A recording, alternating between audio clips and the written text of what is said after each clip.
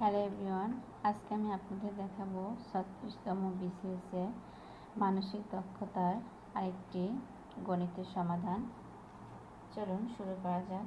এখানে লেখা আছে ইংরেজি বর্ণমালার ধারাবাহিকভাবে 18তম অক্ষরের বাম দিকে দশম অক্ষর কোনটি। এখন আমি ইংরেজি বর্ণমালা 18টি অক্ষর লিখব।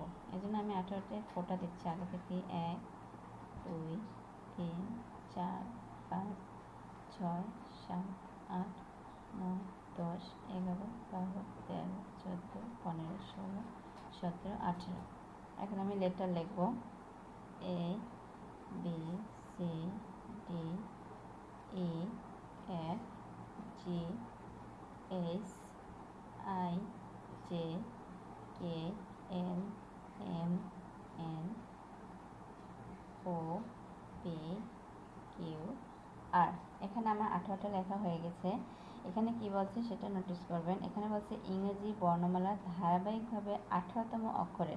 তাই আমার 18তম অক্ষর হচ্ছে এইটা, আর হচ্ছে আমাদের 18তম অক্ষর। তারপর এর বাম দিকে দশম অক্ষর কোনটি। বাম দিক বলতে আমাদের এই দিকটাকে বোঝানো হয়েছে। তাই এখান থেকে আমি 10 অক্ষর পর্যন্ত কাউন্ট করতে করতে যাব।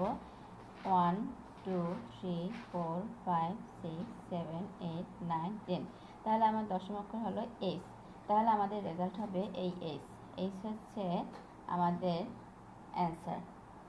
আমার সাথে থাকার জন্য আপনাদের সকলকে ধন্যবাদ। আল্লাহ হাফেজ।